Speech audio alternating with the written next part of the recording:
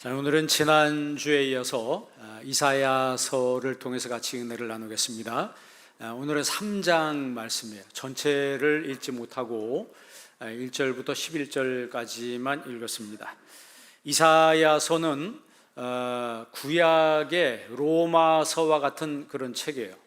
그러니까 원리를, 하나님을 섬기는 원리가 어떤 건지를 소상하게 우리에게 알려주는 그런 책입니다. 이사야는 왕족 출신이라 그랬죠. 그리고 60년 동안 사역했는데 약 왕들을 5명을 걸쳐가면서 사역을 했어요. 가장 먼저는 우시아 왕, 두 번째는 요담 왕, 세 번째는 그 아하스 왕, 그 다음에 히스기야, 므낫세, 이렇게 여러 명의 왕을 걸쳐가면서 사역을 했습니다. 그런데 이사야가 사역할 때 왕들의 신앙이 그렇게 좋지가 않았어요. 하나님 모시기에 악을 행하는 모습들이 여러 번 있었습니다. 그 마지막에 므낫세 때에는 므낫세가 이 이사야를 나무 통 속에 집어넣고 톱으로 썰어서 그를 죽입니다. 우리 성경에 나와 있지 않는데 위경이라고 하는 이사야의 승천이라고 하는 책에 그런 내용이 나와 있어요. 지금 중세 그린 그림이 나와 있는데 이 정도로 므낫세가 이 이사야를 굉장히 싫어했다는 얘기죠. 한 번 더 보여주실래요? 다음 그림도 보여주세요. 그러니까 많은 화가들이 이 이사야에 대해서 이런 그림을 그렸습니다. 그럼 우리가 사역을 하고 주의 일을 하고 그러면 편안하게 이렇게 지내면 좋은데 이렇게 이사야처럼 통나무 속에 들어가서 내가 톱으로 켜서 죽는다면 얼마나 삶이 힘들었겠는가.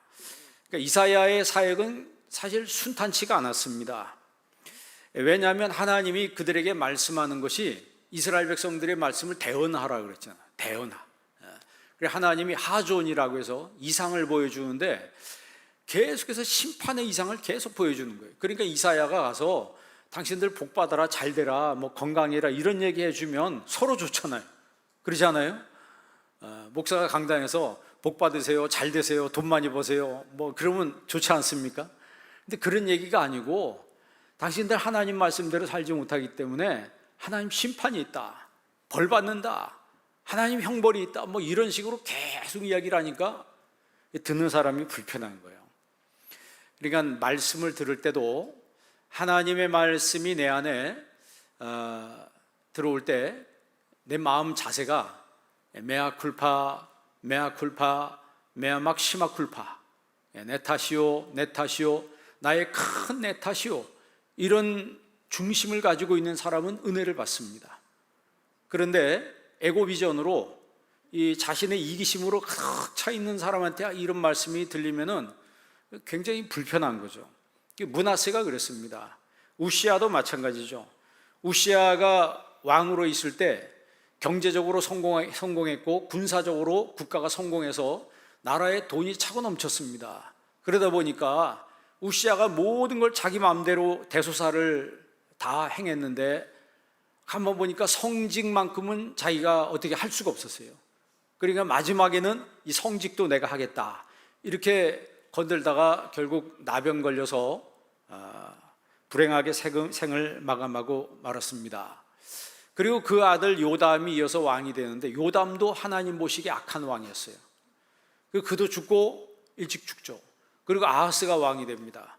아하스가 왕 된 이후에도 아하스는 하나님 앞에 악을 행하는 그런 왕이었어요. 그러니까 우시아도 그렇고 요담도 그렇고 아하스도 그렇고 계속해서 이 들어서는 왕들마다 하나님 보시기에 기뻤더라, 하나님을 기쁘게 했더라, 뭐 이렇게 하나님 보시기에 좋았더라, 뭐 이래야 되는데 하나님 보시기에 악을 행하는 왕들이 계속 세워지는 거예요. 특별히 아하스 왕 때에는 북쪽 이스라엘과 시리아가 연합해서 쳐들어올 때 너무 궁지에 몰리니까 아하스가 우리 애굽한테 가서 원군을 좀 청합시다. 그러니까 이사야가 하나님이 도와주신다고 해서 하나님 앞에 기도합시다, 하나님 앞에 징조를 구하세요. 그런데 이사야가 난 징조 구하지 않겠습니다, 기도하지 않겠습니다, 이렇게 나오는 거예요. 여러분, 어려운 일 생기면 기도해요, 안 해요? 왜 대답이 없어요? 어려운 일 생기면 기도해요, 안 해요? 당연히 기도하죠. 여기 있는 여러분은 당연히 다 기도합니다. 그런데 아하스는 안 하겠다는 거예요. 그러니까 이사야가 얼마나 답답하면 하나님께 징조를 구하세요. 그러니까 징조를 구하지 않으니까 하나님의 징조가 뭔 줄 아세요? 보라, 처녀가 잉태하여 아들을 낳으리니 그 이름을 임마누엘이라 하리라. 700년 후에 있을 그 메시아 탄생의 일을 미리 얘기해 주는 거예요.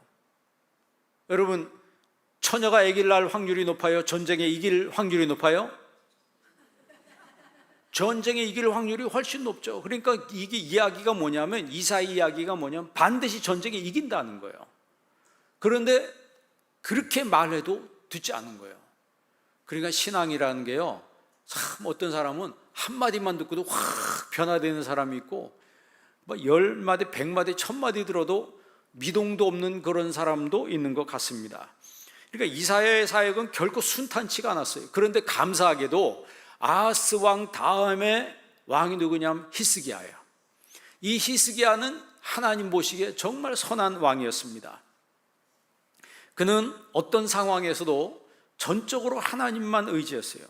유다와 예루살렘이 심각한 상황에 이르렀잖아요. 지난주에도 아시리아의 이 사내립이 쳐들어와가지고 으름장을 놓으면서 미리 스파이들 다 보내서 스파이들이 가서 소문을 다 퍼뜨리는 거예요. 싸워도 소용없다, 항복해야 된다, 우리 못 이겨, 뭐 이런 식으로 여론을 쫙 조성해 놓는 거예요. 그리고 항복하라고 공개 문서가 왔어요. 그 히스기야가 여러분 어떻게 합니까? 하나님 앞에 항복하라는 문서를 놓고 성전에서 하나님 앞에 기도하죠. 하나님, 이렇게 우리가 나라 절단나게 생겼습니다. 하나님 도와주세요. 도와달라고 하나님 앞에 기도하잖아요. 하나님 앞에 기도할 때 하나님이 천사를 보내서 18만 5천 명의 아시리아 군사들이 자고 일어났더니 다 죽었어요. 살아남은 이 사내립이 큰 신이 고국으로 도망갔다고 그랬죠. 고국으로 도망갔는데 이제 살았다 했는데 자기 아들이 자기를 죽이는 거예요. 그리고 아시리아 정권이 바뀌어버리죠. 여러분, 기도하는 사람의 기도 한마디가요, 세상을 변화시킬 수 있는 거예요. 우리의 기도가 아무것도 아닌 것 같지만 여러분 입에서 나오는 기도 한마디가 나를 변화시키고 우리 가정을 변화시키고 세상을 변화시키는 거예요. 그러니까 우리가 택한 사람인지 아닌지를 알 수 있는 것은 기도하는 사람인가 아닌가 보면 알 수 있는 거예요. 보통 문제가 생기면 적극적으로 하나님 앞에 매달려서 막 기도하는 사람이 있어요. 하나님 도와주세요. 하나님 붙들어 주셔야 합니다. 하나님 아니면 안 됩니다. 막 이런 식으로 큰 일에 매달리는 사람이 있고, 문제가 생기면 하나님 살아계시는데 내가 왜 이런 어려운 일을 당해야 되냐, 이렇게 이야기하면서 하나님 떠나는 사람이 있어요. 여러분, 기도는요, 하나님과 대화하는 거예요. 하나님과 말하는 거라 그랬잖아요. 하나님과 말하는 거예요. 우리가 기도하면 하나님이 얼마나 영광스러운 분이라고 하는 걸 알게 되는 거예요. 하나님이 얼마나 영광스러운 분인가. 내가 짧은 시간 기도해도 두 손 모으고 하나님 앞에 기도할 때 하나님이 영광스러운 분이라고 하는 것을 내 영혼이 깨닫고 경험하게 되면 기도하는 시간이 얼마나 소중한지 몰라요.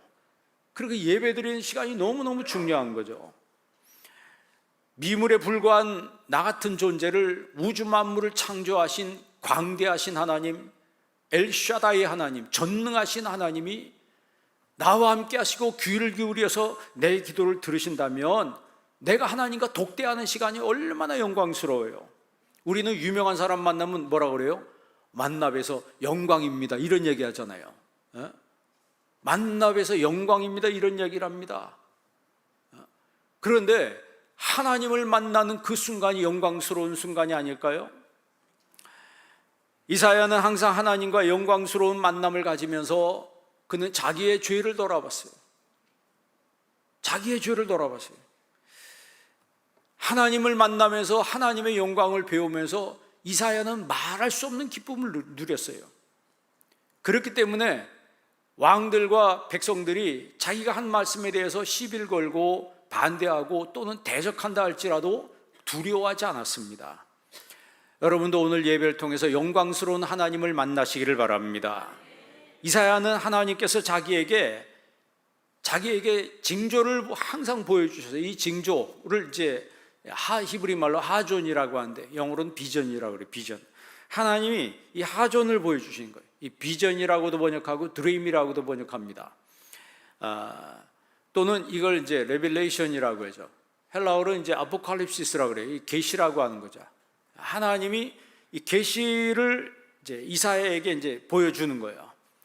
계시라고 하는 것은 이제 언베일이라고 그러죠. 하나님이 베일을 벗겨 주시는 거예요. 말씀하시면서 그 말씀에 베일을 벗겨 주시는 거예요. 그러니까 이사야는 하나님과 항상 독대함으로 인해서 자기가 하나님의 뜻을 알았어요. 하나님의 뜻을 알았어요. 여러분, 우리가 주기도문에 뭐가 이루어지게 하소서? 뜻이 이루어지게 하소서. 그 기도를 항상 하라 그랬어요.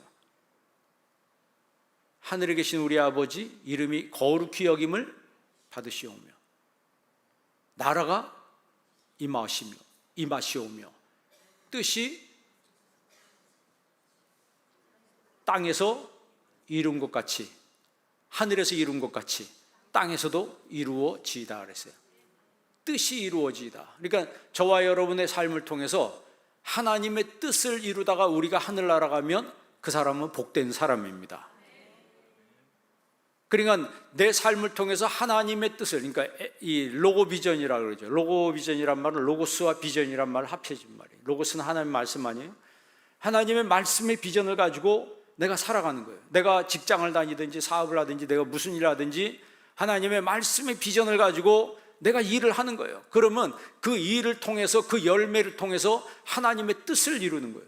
하나님 뜻이 성교라면 성교의 뜻을 이루는 것이고 하나님의 뜻이 이 나라 하나님 나라 확장이라면 그 뜻을 위해서 내가 쓰임받는 거예요.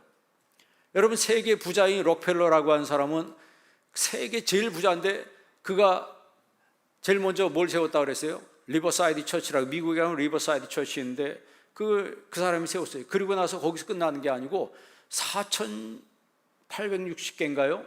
4,000개가 넘는 교회를 세웠어요. 우리는 교회당 이거 하나 예배당 짓고 그냥 헉헉거리는데 그래도 얼마나 감사해. 하나도 그냥 간신히 짓는데 이 사람은 혼자 4,000개가 넘는 교회를 졌어요. 대학도 무수하게 많은 대학을 세워요. 여러분, 세계에서 노벨상을 제일 많이 배출한, 노벨상 수상자를 제일 많이 배출한 대학이 어딘 줄 아세요? 시카고 대학입니다. 시카고 대학을 록펠러가 세운 거예요. 그러니까 내가 이 땅에서 살면서 나를 위해서 모든 것이 나를 미센트리가 아니고 그리스도 센트리, 주님을 위해서, 하나님의 영광을 위해서, 하나님의 뜻을 이루기 위해서, 그것을 위해서 내가 돈을 벌고 내가 이 땅에서 일을 한다면 그 사람은 하나님이 이 땅에 나를 보내신 목적을 이루는 삶을 산다는 것이죠. 보통 사람은 그냥 자기 집 짓고 자기 땅 사고 자기를 위해서 자기밖에 모르는 거예요. 이사야는 하나님의 하존, 그러니까 로고 비전에 대해서 이야기를 하고 있습니다. 그것은 이스라엘 백성들이, 하나님의 유다 예루살렘 백성들이 하나님의 뜻을 알고 그들이 회개하고 하나님의 백성으로 온전히 서기를 원했는데 그렇게 서게 하기 위해서 말씀을 전하는데 그들이 듣지 않았다는 얘기죠. 그래서 이사야서 1장 4절에 뭐라고 얘기해요? 슬프다, 범죄한 나라요, 행악의 종자요, 행위가 부패한 자식이로다. 그들이 여호와를 버리며 이스라엘의 거룩하신 이를 만홀히 여겨 멀리하고 물러갔도다. 그러니까 하나님을 시시하게 여기는 거예요. 사람은요, 자기가 중요하게 여기는 일을 합니다. 자기가 중요하다고 생각하면 그 일을 해요. 그런데 중요하다고 생각하지 않으면 그 일을 하지 않습니다. 오늘 예배 드리는 것이 여러분 중요하다고 생각했기 때문에 여기 나오신 거예요. 그렇죠? 만약에 여러분들이 예배 드리는 게 중요하지 않다고 제가 종종 이런 비유를 했는데, 오늘 11시 예배하고 세종문화회관 20만 원 티켓하고 오늘 누가 나한테 세종문화회관에서 공연 있다고 티켓 하나 줬어요. 예배 가야 돼요? 공연 가야 돼요? BTS 공연이 있대. 근데 그 시간 예배 시간이야. 그럼 어디 가야 돼요? 뭐 우리끼리 어떻게 보면 좀 그렇긴 한데, 쉽게 말하면 내가 어느 쪽을 선택하느냐, 굉장히 중요한 거 아니겠습니까? 새벽에 우리가 기도하는데, 새벽 기도는 아무래도 예배 중에서 가장 적게 나오는 시간 아닙니까? 그런데 내가 새벽에 나와서 한번 하나님 앞에 기도해야 되겠다. 그 시간은 하나님을 만나는 영광스러운 시간입니다. 하나님을 만나는 영광스러운 시간이에요. 여러분, 하나님을 만나는 영광스러운 시간을 많이 가지시길 바랍니다. 그 로고 비전을 가진 사람들은 자신의 직업을 통해서 하나님의 뜻을 이루고 실천하는데 쓰임받기를 원한다는 사실이에요. 그래서 여러분, 오늘 그 중심 말씀이 10절 말씀이에요. 10절 말씀 한번 읽어볼래요? 다 같이 한번 읽습니다. 너희는 의인에게 복이 있으리라 말하라. 너희는 의인에게 복이 있으리라 말하라. 오늘 말씀 제목이 복되어라 의인이여 이렇게 정했는데, 이 공동 번역에는 복되어라 이렇게 시작해요. 복되어라 번역이.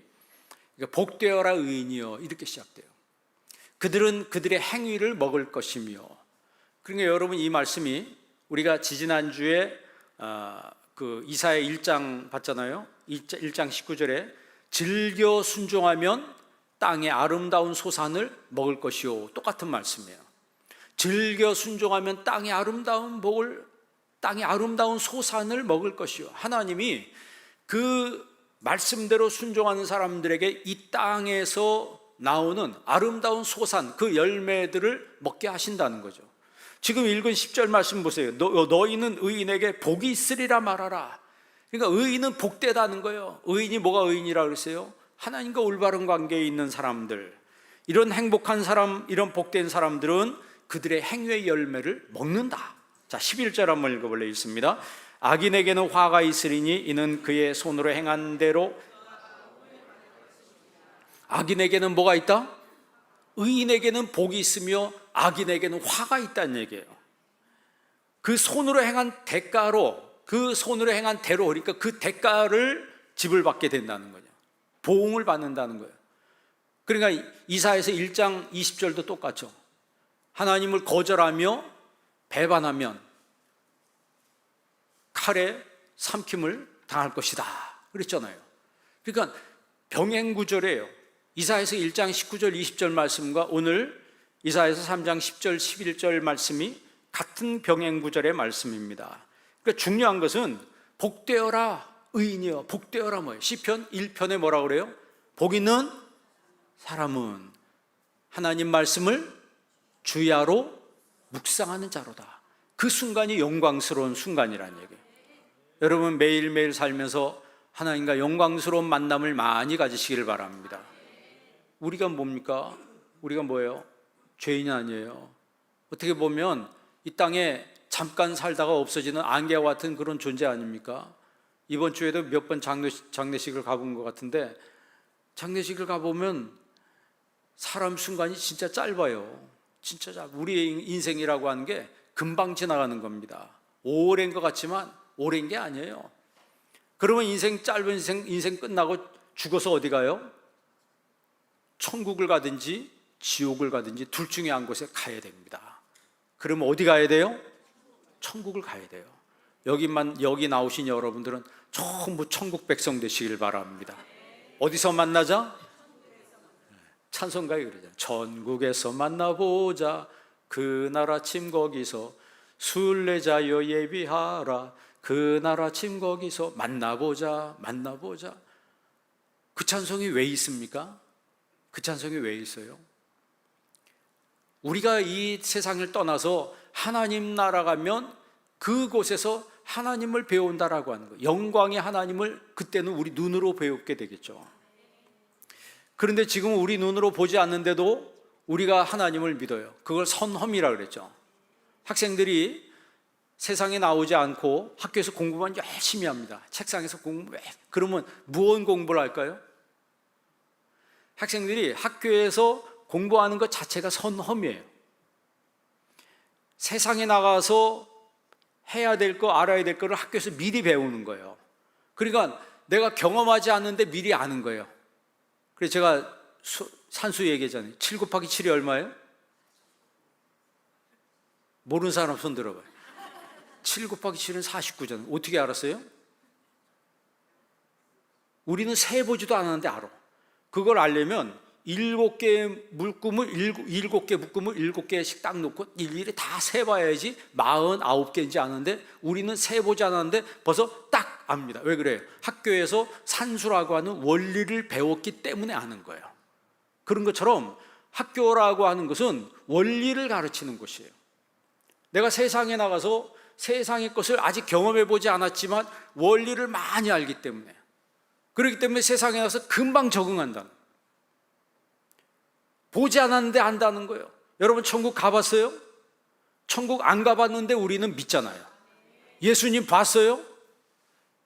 예수님 보지 않았는데도 내가 예수님 믿잖아요.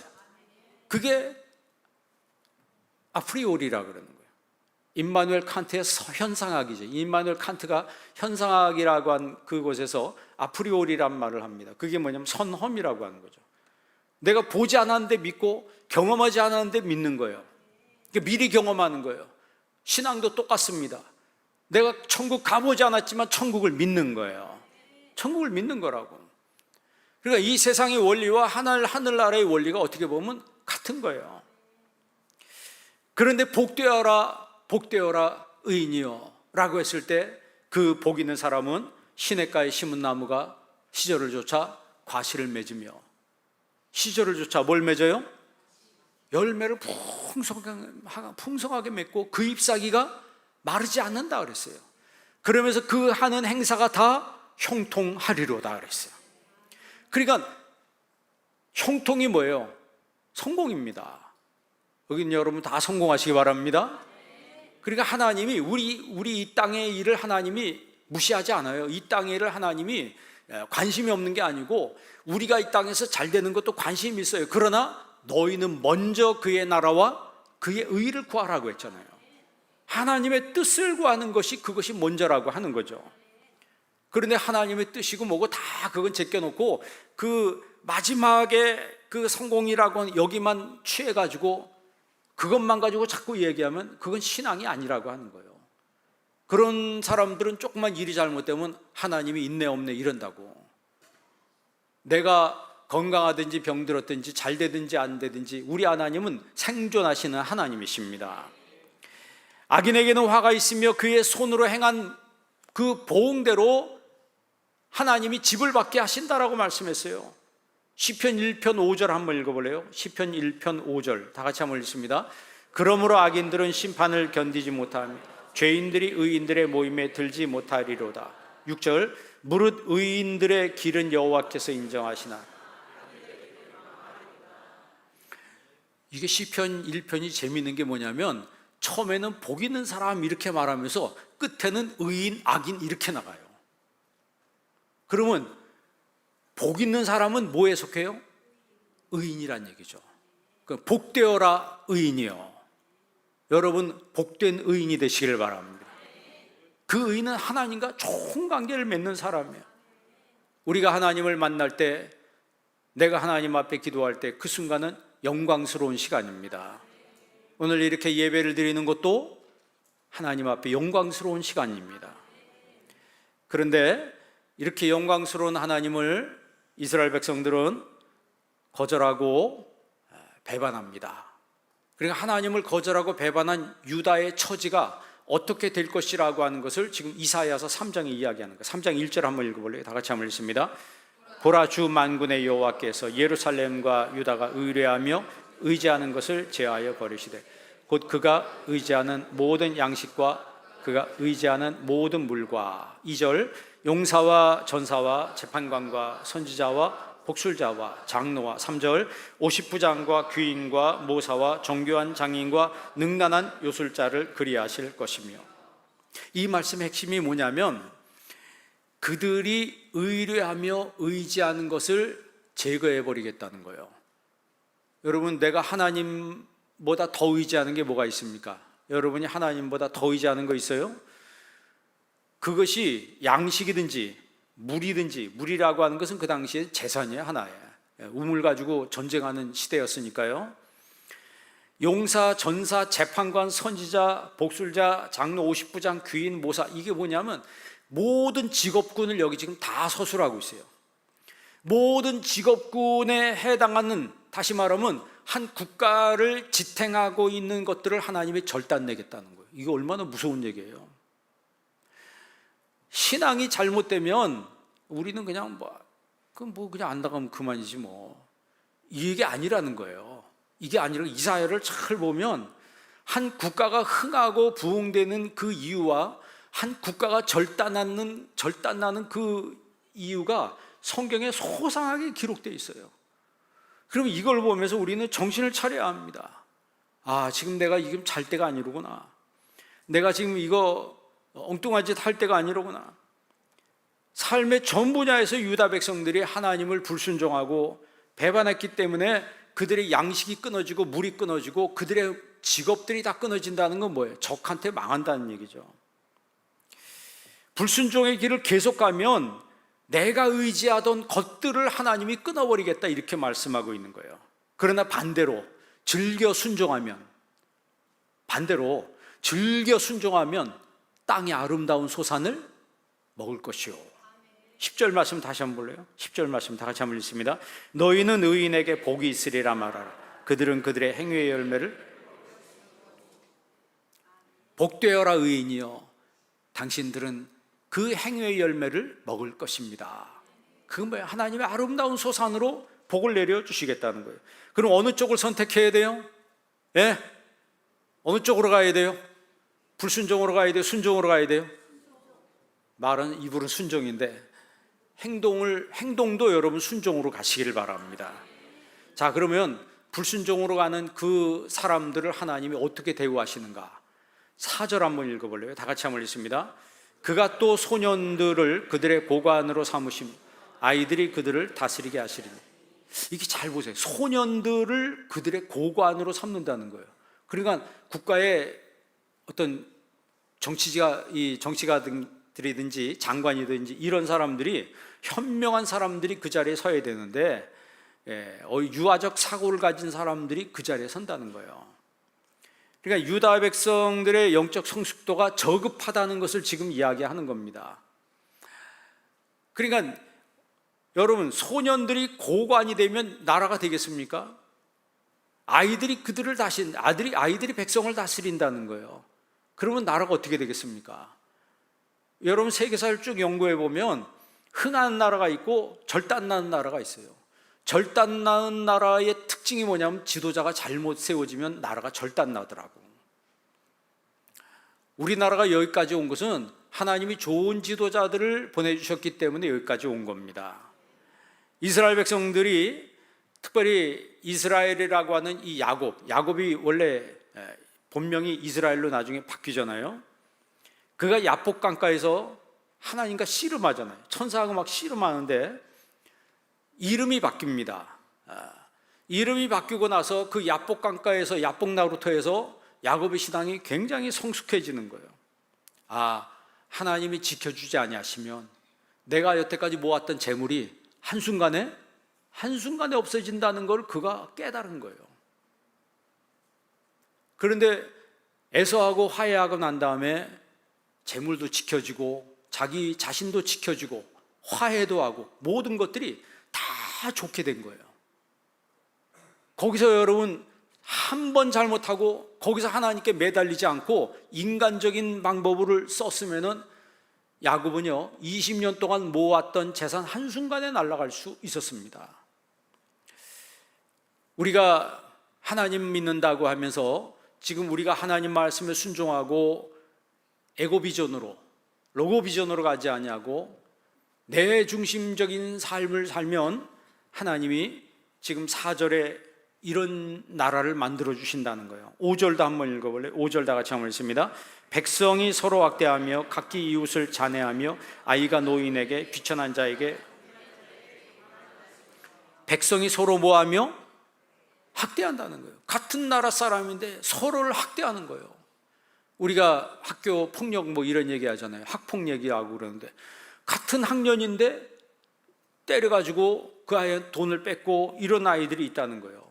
소위 일진이라고 하죠. 일진들한테 걸려서 조리돌림 당하고 그 아이들한테 이 와이파이 폭력 당하는 거예요. 와이파이 셔틀이라고 그래요. 뭐 빵 셔틀, 뭐 담배 셔틀, 술 셔틀, 뭐 이런 얘기해야 돼요. 숙제 셔틀. 그러니까 걔들한테 다 뺏기는 거예요. 그리고 나서 두들겨 맞아요. 이게 뭐예요? 학대당하는 거죠. 이게 쉽게 말하면 같은 민족, 같은 백성들이 서로 학대한다는 거예요. 각기 이웃을 잔해하며 아이가 노인에게, 비천한 자가 존귀한 자에게 교만할 것이며 그랬어요. 여러분 생각해 보세요. 아이가 노인에게 뭐하며? 교만하며. 이 교만하다는 말을 히브리 말로 라하브라고 해서 난폭하게 하다 이런, 난폭하게 해도 괴롭히다 이런 뜻이에요. 그러니까 애들이 노인을 괴롭히는 세상이 되는 거예요.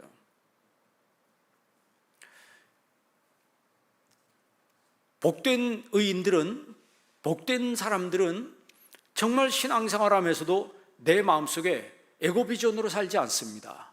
내 마음속에 하나님의 뜻과 하나님 나라를 향한 거룩한 비전을 가지고 살아요. 오늘 예배드리면서 이사야의 비전이 오늘 여러분의 비전이 되시길 바랍니다. 우리가 움켜쥘 줄만 아는 개인이나 움켜쥘 줄만 아는 그런 나라는 하나님이 오늘 한마디로 말하면 억지로 비우게 한다는 거예요. 그러니까 여러분은 많이 버시고 많이 나누는 삶을 사시기를 바랍니다. 우리 국가도 마찬가지예요. 선진국의 특징이 뭡니까? 많이 나눠주지 않아요. 우리나라 옛날에 6.25 전쟁 나고 나서 여러분 우리가 뭐로 먹고 살았습니까? 배급으로 먹고 살았잖아요. 다른 나라에서 원조를 해줘서 그 사람들의 도움을 많이 받았습니다. 여러 나라의 도움을 받았어요. 그래서 우리나라가 지금 선진국이 돼서 많은 나라를 돕고 있는 거예요. 교회도 마찬가지예요. 우리가 이 땅에 예전에 교회가 있었습니까? 이따가 이제 영상 한번 보여주실 텐데 그 각 교단장들이 모였었어요. 교단장들이 모여서 지난주에 모였었는데 통일에 대해서, 통일이 갑자기 올 것이다 그런 얘기를 하더라고요. 갑자기 통일이 오면 그럼 교회는 뭘 해야 될 것인가 라고 했을 때 준비가 안 돼 있는 거예요. 로드맵이 없는 거예요. 그러니까 통일이 돼서 우리가 가서 선교는 해야 된다 이건 다 알고 있는데 각 교단마다 이게 서로 연합체가 형성이 안 돼 있어요.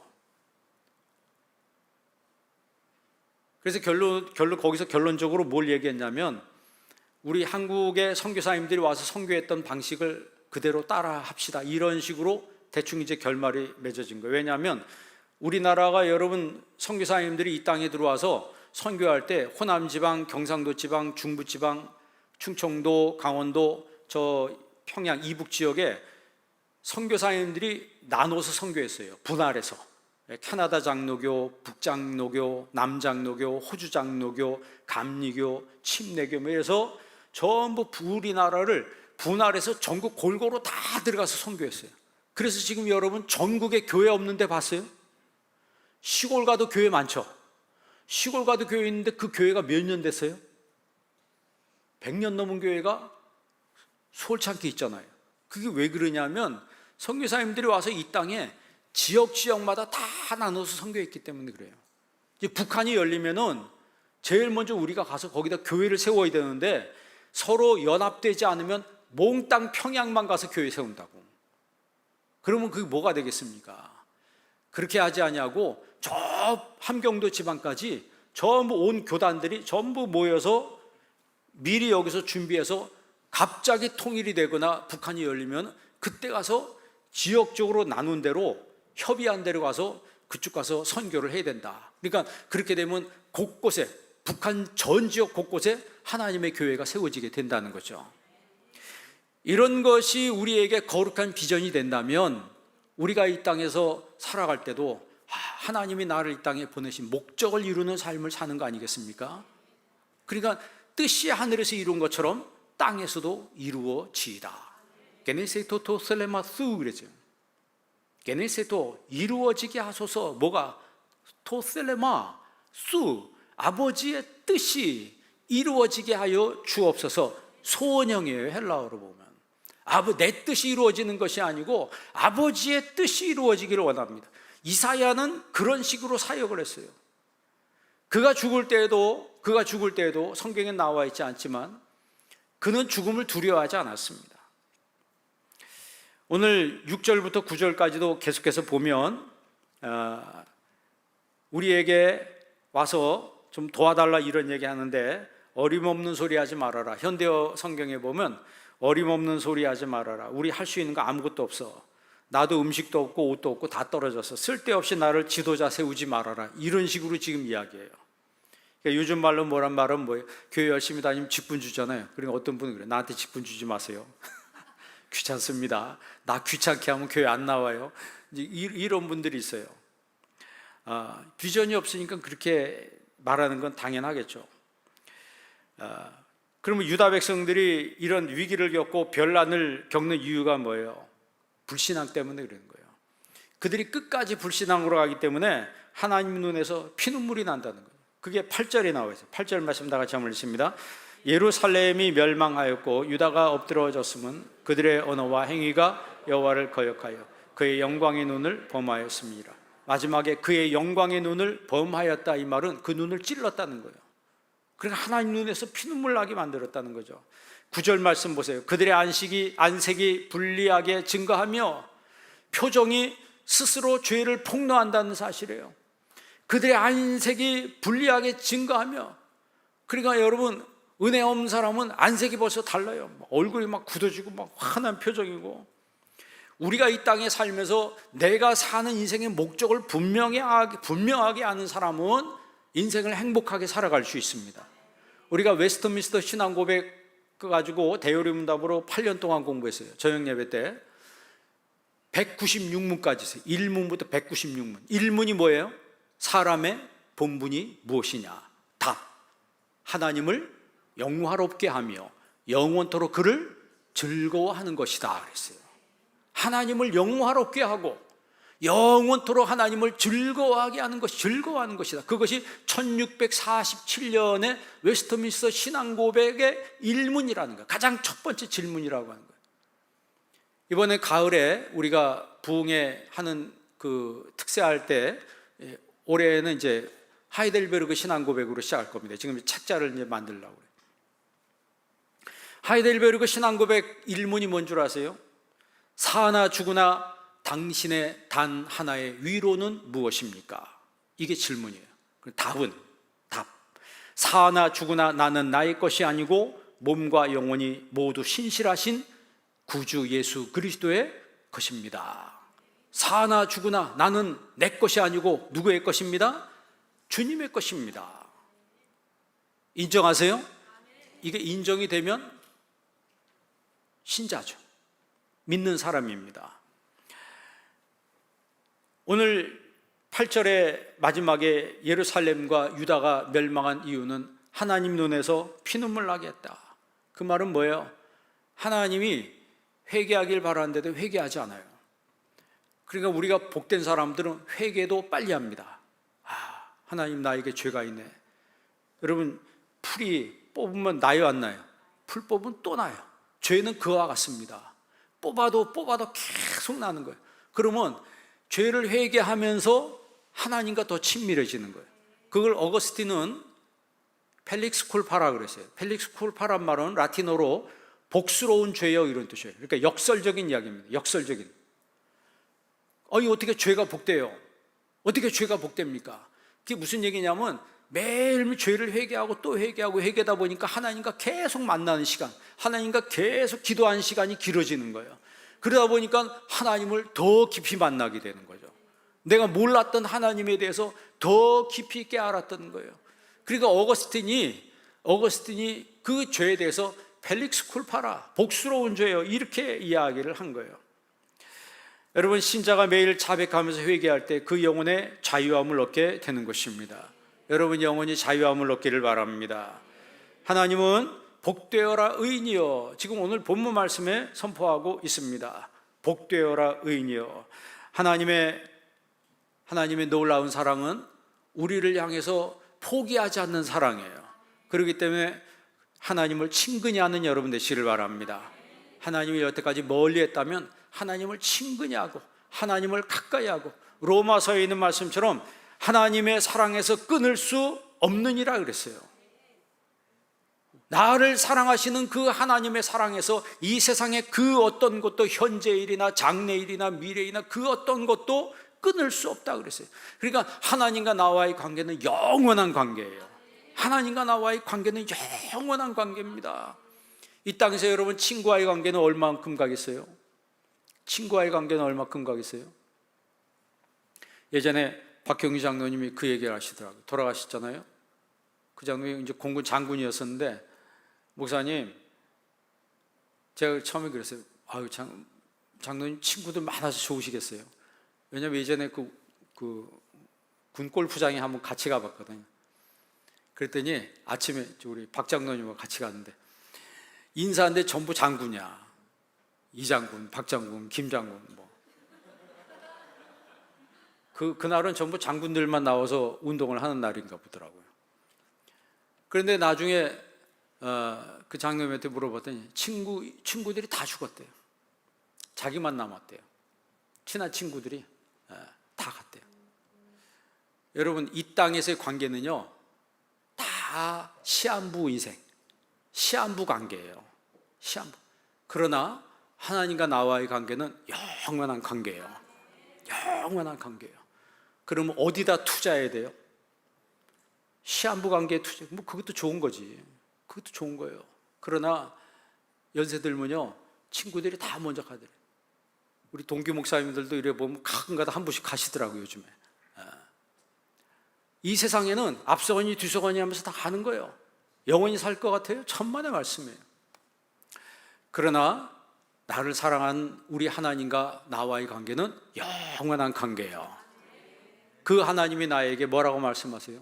복되어라 의인이여. 여러분, 하나님 앞에 복된 의인이 되시길 주의 이름으로 축원합니다. 기도하겠습니다. 좋으신 아버지 하나님, 감사합니다. 오늘 이 시간에도 저희들에게 하나님 말씀 주시고 하나님의 뜻을 알게 하여 주옵시며, 말씀으로 우리의 심령 교훈하시고 가르쳐 주시고 깨닫게 하심을 감사합니다. 저희들 살아있는 동안에 하나님 앞에 복된 의인이여라는 말씀 들으며 살 수 있도록 늘 하나님 앞에 무릎 꿇으며 늘 회개하는 모습으로 살게 하시고, 늘 겸손한 모습으로 순종하는 모습으로 사는 하나님의 거룩한 성도가 되게 하여 주옵소서. 예수님의 이름으로 기도합니다. 아멘.